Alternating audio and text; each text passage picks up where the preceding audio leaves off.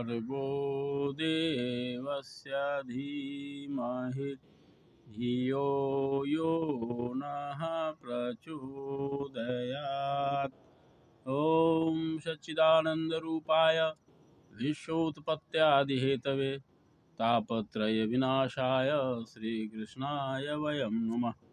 जन्मादस्य यतोऽन्वयादितरतश्चार्थेष्वभिज्ञस्वराट् तेने ब्रह्महृदाययादिकवये मुह्यन्ति यत् सूर्य तेजो वारिमृदां यथा विनिमयो यत्र त्रिसर्गो मृषा धाम्ना स्वेन सदा निरस्तकुहकं सत्यं परं धीमहि सत्यं परं धीमहि।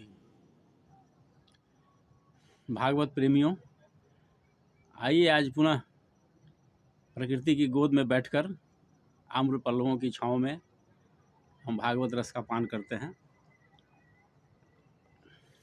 भावाटवी का वर्णन चल रहा था और परीक्षित जी ने पूछा सुखदेव परमहंस जी से कि आप कृपा करके भावाटवी का जो गूढ़ अर्थ है वो हमें समझाइए। तो उन्होंने समझाया था कि ये भावाटवी कुछ नहीं, ये जो संसार है जिसमें मनुष्य एक बार फंस जाता है तो फिर निकल नहीं पाता है, यही भावाटवी का खूब बहुत विशाल और घना जंगल है। इसी को भावाटवी के रूप में वर्णन किया गया है।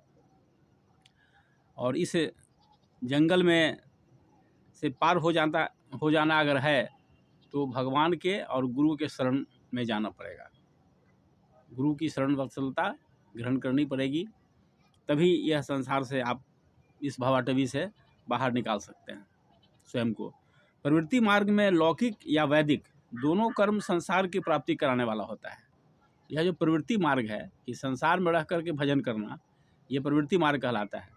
इसमें दो तरह के कर्म होते हैं, या जो लौकिक कर्म करते हैं हम लोग, एक दूसरे को खुश रखते हैं, या अपना जो लोकाचार है समाज में सबके प्रति, परिवार में सबके प्रति, उसको निभाते हैं, तो यह भी संसार की प्राप्ति कराता है। या अगर आप लौकिक के अलावे वैदिक कर्म करते हैं तो वैदिक कर्म भी पुनः संसार की ही प्राप्ति कराता है। वैदिक कर्म क्या है? योग करना, अनुष्ठान करना, जप करना, तप करना, यही सब न है। इससे ज़्यादा से ज़्यादा आपको यही फायदा हो सकता है कि आप उच्च लोगों की प्राप्ति कर सकते हैं। पृथ्वी लोक के अलावे आप देवलोक में, या जो भी उच्च लोक है धरती पृथ्वी लोक से लेकर के और ब्रह्मलोक तक, जिसके बारे में कहा जाता है कि आ ब्रह्म भुवन्नालोका पुनरावर्तिनो अर्जुन मामुपेत्य कौन्तेय पुनर्जन्म न विद्यते। तो आपको ज़्यादा से ज़्यादा हम सबको ऊंचे लोगों की प्राप्ति होगी, लेकिन फ़ायदा कुछ नहीं। ऊंचे लोगों का मतलब आप यही समझिए कि जैसे आपके पास बहुत पैसा है और आप किसी बड़े शहर के 5 स्टार होटल में जाते हैं, वहाँ खूब सुख सुविधा है, लेकिन जैसे ही पैसा ख़त्म हो जाता है होटल वाले आपको बाहर कर देते हैं। बस यही चीज़ है। उच्च लोक में भी यही चीज़ होता है। धरती की जो समस्याएं हैं वहाँ भी है, जन्म मृत्यु जरा व्याधि, ये सब वहाँ भी है। वहाँ भी सुख है, दुख है, जन्म लेना पड़ता है, मरना पड़ता है, तो फिर फ़ायदा क्या हुआ? तो हम कैसी ऐसे लोग की कल्पना क्यों न करें, ऐसे लोग में जाने का प्रयास क्यों न करें जहाँ आनंद ही आनंद है, जहाँ आनंद का सागर है, जहाँ आनंद कंद भगवान रहते हैं, और जहाँ जाने के बाद मनुष्य का पुनर्जन्म नहीं होता है। तो अगर हम मेहनत ही करें तो परम धाम में जाने का मेहनत करें। थोड़ा सा जप तप करके उच्च लोगों की प्राप्ति होने से कोई बहुत फ़ायदा नहीं है इसमें। इसलिए इस दिखावे में न पड़ करके हम लोगों के जीवन का लक्ष्य यही होना चाहिए कि हम सबको परम धाम लौटना है, जहाँ से हम भटक करके इधर चले आए हैं। तो यही है कि लौकिक या वैदिक जो भी कर्म हम करते हैं ये संसार की ही प्राप्ति कराता है, और जन्म मृत्यु जरा व्याधि से कहीं भी छूट नहीं सकते हैं। तो ये भरत जी का प्रसंग परीक्षित जी महाराज को सुखदेव परमहंस ने सुनाया। ये प्रसंग बड़ा ही महत्वपूर्ण है, और भरत जी के प्रसंग का वर्णन कहने से और सुनने से सभी कामनाएं पूरी होती है भगवान की कृपा से। आयु, धन, यश की वृद्धि होती है और परम धाम की प्राप्ति कराती है। ये बड़ा ही सुंदर प्रसंग है। अगर पूरा भागवत का पाठ आप नहीं कर सकें तो बीच के चुने हुए प्रसंगों का भी पाठ कर सकते हैं, और पढ़ना होगा, डूबना होगा, तभी कुछ मिलेगा, नहीं तो ऐसे कुछ नहीं मिलेगा। तो हम सब प्रयास करें कि सुनने के अलावे अध्ययन भी करें। और हम पहले भी कहे थे कि हर किसी से मेरा निवेदन था कि अपने घरों में ये भागवत अवश्य रखें, रहेगा तब न कुछ पढ़ेंगे। और यह वैदिक संस्कृति का यह प्रतिनिधि ग्रंथ है।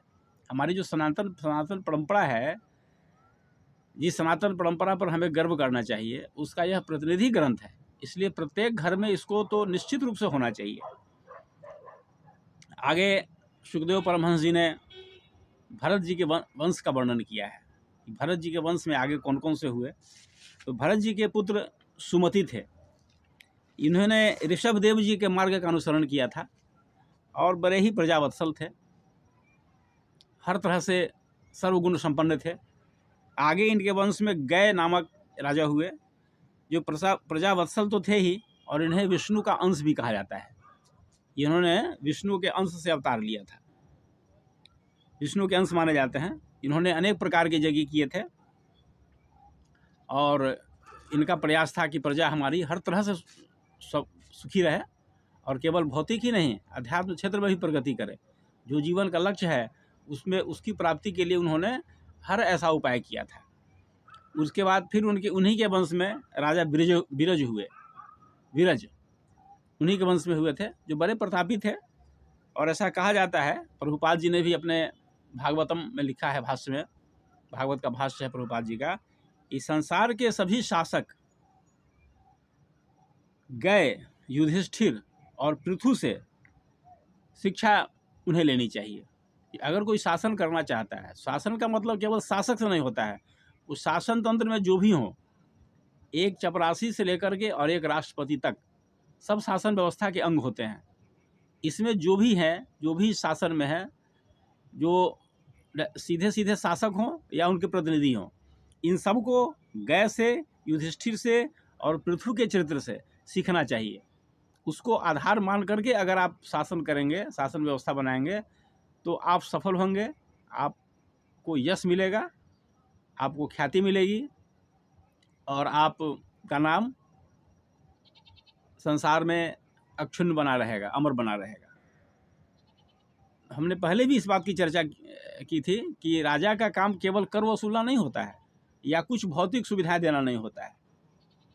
राजा का काम, एक महत्वपूर्ण काम यह भी है कि हमारी प्रजा, हमारे देश में रहने वाले लोग अध्यात्म मार्ग पर चल रहे हैं या नहीं चल रहे हैं, ये बहुत बड़ी बात होती है।